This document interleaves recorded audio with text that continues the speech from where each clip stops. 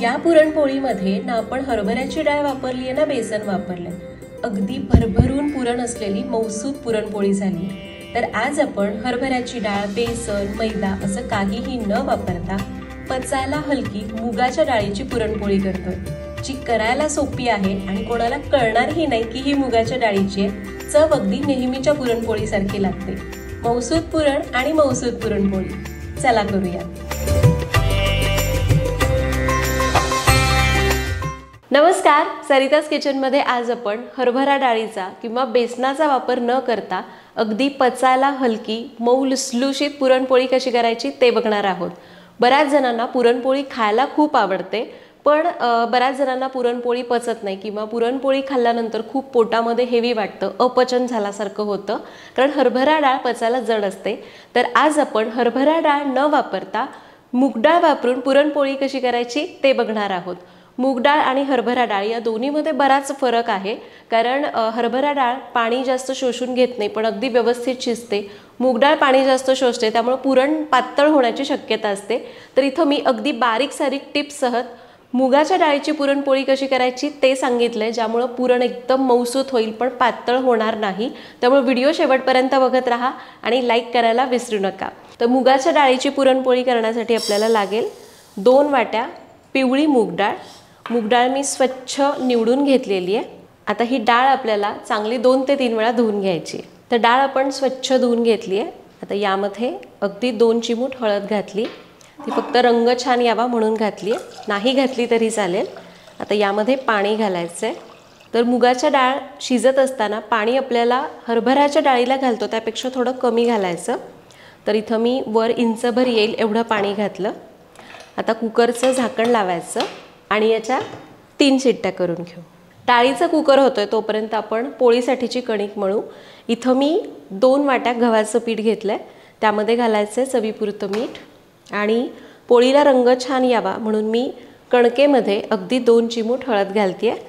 कणकेत हळद घालणं संपूर्णपणे ऑप्शनल आहे, नाही घातली तरी चालेल. याला मिसळून घेऊयात आणि याची सैलसर कणिक मळू. तर इथं मी कणिक मळून घेतलेली आहे आणि आत्ता हवेमध्ये खूप जास्त उष्णता आहे, त्यामुळे मी खूप जास्त सैल केलेलं नाही आहे, कारण ही जेवढी जास्त वेळ आपण भिजत ठेवू उष्णतेमुळे थोडीशी पातळ होण्याची शक्यता असते.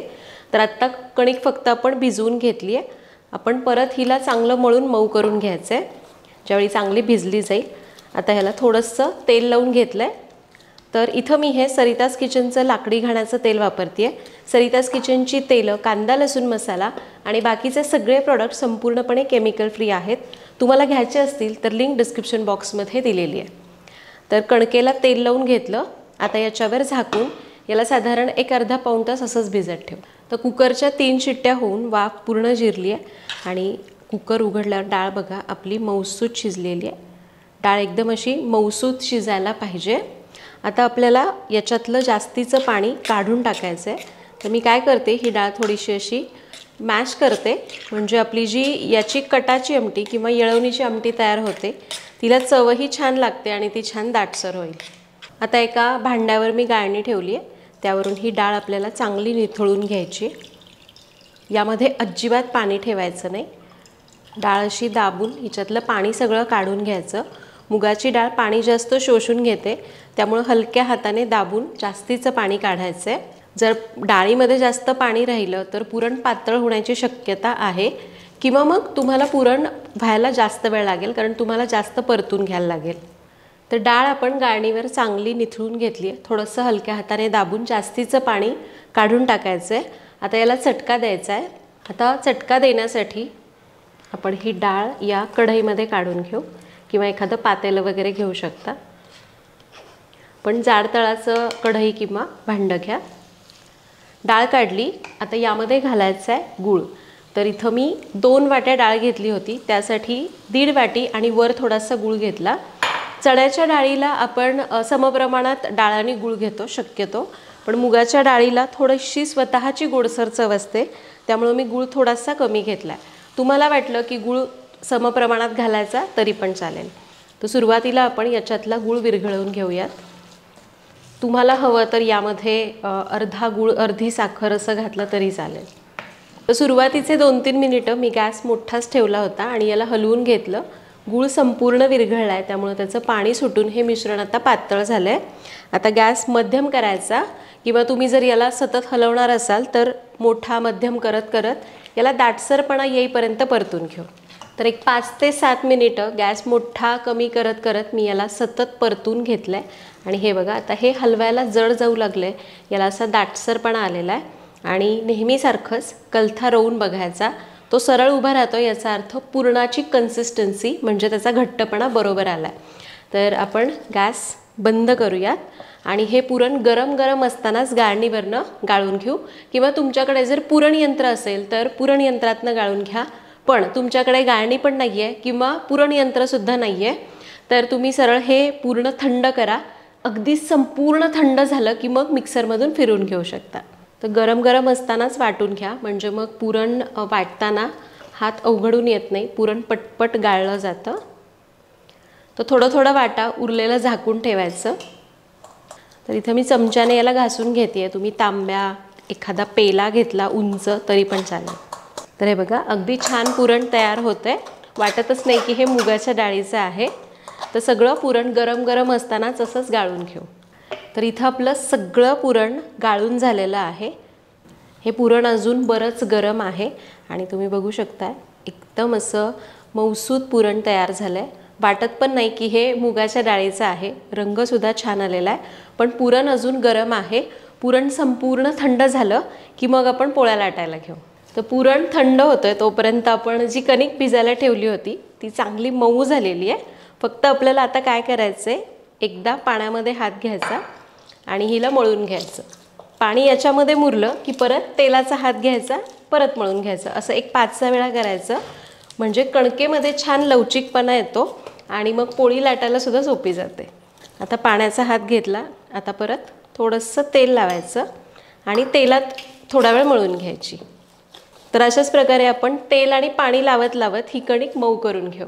तर इथं आपण ही कणिक तेल आणि पाणी लावून चांगली मळून घेतली आहे. छान मऊसूत कणिक भिजली गेली आहे. दुसरीकडे आपलं हे जे पुरण आहे, हे पुरणसुद्धा हलकं कोमट आहे. आपण आता थोड्या वेळातच गार झालं की पोळ्या करायला घेऊ, पण त्याआधी यामध्ये घालूयात पाव चमचा वेलची पावडर आणि पाव चमचा सुंठ पावडर. वेलची पावडर आणि सुंठ पावडर मी उशिरा घातले, म्हणजे पुरण तयार झाल्यानंतर. याचं कारण म्हणजे मुगाच्या डाळीला थोडा उग्र वास असतो, तर वेलची पावडर सुंठ पावडर शेवटी घातले तर त्यामुळं तो उग्रपणा कमी होतो आणि याची चवसुद्धा चांगली लागते. आता सुंठ आणि वेलची पुरणामध्ये चांगले एकजीव करून घेऊ. तर वेलची पावडर सुंठ मिसळून आपलं पुरण तयार झालं आहे. कणिक तयार आहे आणि पोळीला लावण्यासाठी इथं मी तांदळाची पिठी घेतली आहे. तुम्ही गव्हाचं पीठसुद्धा वापरू शकता, पण पुरणपोळी करत असताना तांदळाचं पीठ घेतलं तर ते पीठ जड असतं, त्यामुळं पोळी व्यवस्थित सरकते, सरसरीत असतं पीठ त्यामुळं. आणि पीठ जड असल्यामुळं आपण ते झटकून काढू शकतो आणि मग पोळी भाजली की ते एकदम मऊसूत होते. तर तांदळाचं पीठ घेतलं आहे. तुम्हाला पाहिजे असतं तुम्ही गव्हाचं पीठसुद्धा घेऊ शकता. आता आपण पोळीसाठी कणकेमधून छोटासा उंडा घेतो आहे. तुम्हाला जशी पोळी लहान मोठी हवी तसा उंडा कमी जास्त करा. तर जेवढा आपला कणकेचा उंडा आहे मी तेवढंच पुरण घेतलं आहे, किंवा तुम्हाला वाटलं पुरण अजून थोडं जास्त पाहिजे, जास्त घेतलं तरी चालेल, पण कणकेपेक्षा थोडं जास्त घ्यायचं. तर हे बघा, त्याच्यापेक्षा मी थोडा मोठा पुरणाचा उंडा घेतला आहे. आता पिठामध्ये घोळवून आपण याची वाटी किंवा उंडा करून घेऊ. मध्ये किंचित जाड ठेवायचं आणि कडेने पातळ करायचं. चांगला खोलगट उंडा करून घ्यायचा, आधी वाटी करून घ्यायची, म्हणजे मग पुरण पटकन भरता येतं. अशा पद्धतीने आता याच्यावर हे पुरण ठेवायचं. आता काय करायचं, पुरण आतमध्ये दाबायचं आणि कणिक वर आणायची. तुम्ही बघू शकता पुरणसुद्धा अगदी व्यवस्थित भरलं जातं आहे. मुगाच्या डाळीचं आहे तरीसुद्धा अजिबात कोरडं झालं नाही किंवा पातळ झालेलं नाही आहे. एकदम मऊसूत पुरण आहे. मी तर म्हणते की हरभऱ्याच्या डाळीपेक्षा मुगाच्या डाळीचं पुरण अगदी सोपं पडतं करायला. कोरडं वगैरे पडण्याचे चान्सेस खूप कमी असतात, कारण मुगाची डाळ थोडीशी चिकट असते. तर आता आपण पूर्ण पुरण आत भरलेलं आहे. आता कडा बंद करताना काय करायचं, आपण काय करतो जनरली असं बंद करतो, पण तसं करण्यापेक्षा याला ना असं चिमटीमध्ये दाबायचं. अशा पद्धतीने. याने काय होतं ना की अजिबातच चान्स राहत नाही पोळी फुटण्याचा किंवा उंडा फुटण्याचा, आणि मग परत त्याला वर आणून जास्तीची कणिक काढून टाकायची. तर अशा पद्धतीने आपण उंडा करून घेतला आहे.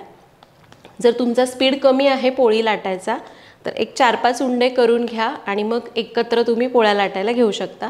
पण खूप उंडे एका वेळी करू नका, नाहीतर मग ते सुकल्यासारखे होतात आणि पोळी लाटताना नीट लाटली जाणार नाही. तर आपण आता पोळी लाटायला घेऊ. याला मी थोडंसं चपटं करून घेतलं आहे, तांदळाच्या पिठीमध्ये घोळवून घेतलं.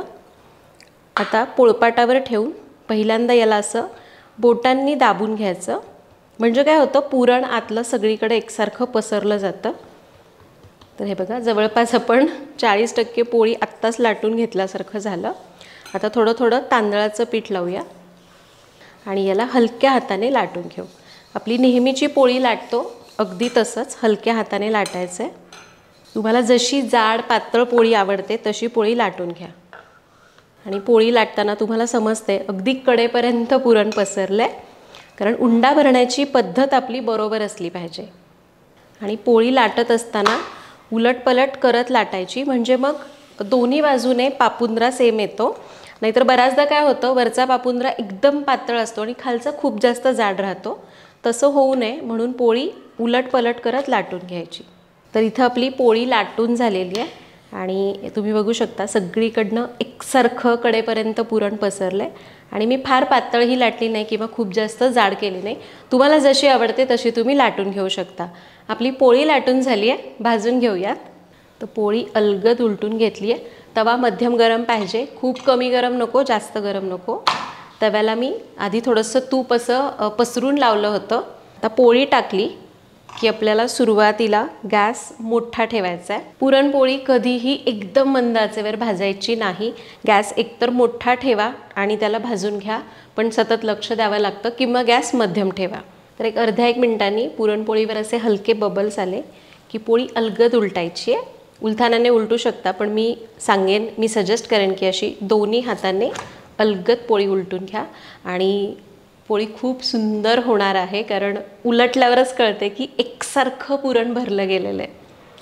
आता पोळी अशीच आपण दोन्ही बाजूने शेकून घ्यायची आहे. दुसरी बाजू पण थोडी शेकली गेली की पोळी उलटून घेऊया. आता कडेने तूप किंवा तेल, तुमच्याकडे जे आवडतं ते सोडा. काही जण आत्ता तेल लावतात आणि पोळीवर तूप घेऊन खातात.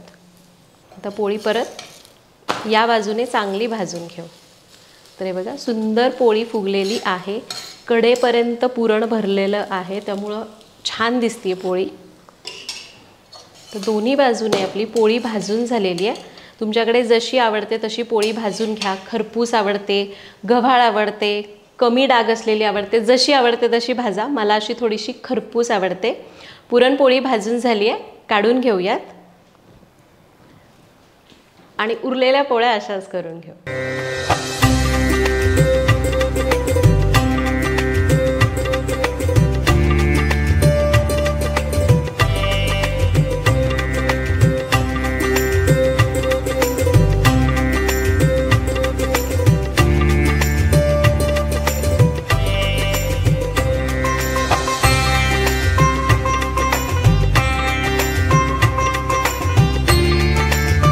आणि ही पोळी तुम्हाला मी तोडून दाखवते. हे बघा, इतकी मऊसूत झालेली आहे. आणि पुरण तुम्ही बघितलं तर अगदी आतमध्ये भरभरून पुरण आहे. हे बघा, भरपूर पुरण आहे याच्यामध्ये. आणि इतकी मऊसूत आहे की अगदी 2 बोटांनी तोडली तरीसुद्धा तुटते आहे. तर मस्त अशी मुगाच्या डाळीची पुरणपोळी आपण तयार केलेली आहे. आणि तुम्ही ही पुरणपोळी करून बघितली, खाल्ली तर कळणार सुद्धा नाही की ही मुगाच्या डाळीची आहे, हरभऱ्याच्या डाळीची नाही आहे. तर मुगाची डाळ नक्की वापरा. तुमच्या घरात ज्येष्ठ लोक असतील, त्यांना जर पचत नसेल हरभऱ्याच्या डाळीची पुरणपोळी, तर मुगाची डाळ उत्तम आहे. सगळ्या डाळींमध्ये मुगाची डाळ पचायला हलकी, म्हणून आपण आजारपणात सुद्धा मुगाची डाळ आणि त्याची खिचडी खातो. तर तुम्ही पण अशा पद्धतीने मुगाच्या डाळीची पुरणपोळी नक्की करून बघा. इथं मी तुम्हाला जे पुरणाचं प्रमाण सांगितलं आहे तेवढ्या प्रमाणामध्ये 10 ते 12 पोळ्या होतात, मध्यम साईजच्या, भरपूर पुरण भरलेल्या. आणि कणकेचं प्रमाण मी थोडंसं कमी घेतलं, कारण मला आत्ता सध्या पुरत्या तरी 5-6 पोळ्या करायच्या होत्या. तर तुम्ही पण ही रेसिपी करून बघा. मला कमेंट्समध्ये सांगा की ती कशी वाटली. पुन्हा भेटूया तशाच एका नवीन व्हिडिओमध्ये. तोपर्यंत धन्यवाद.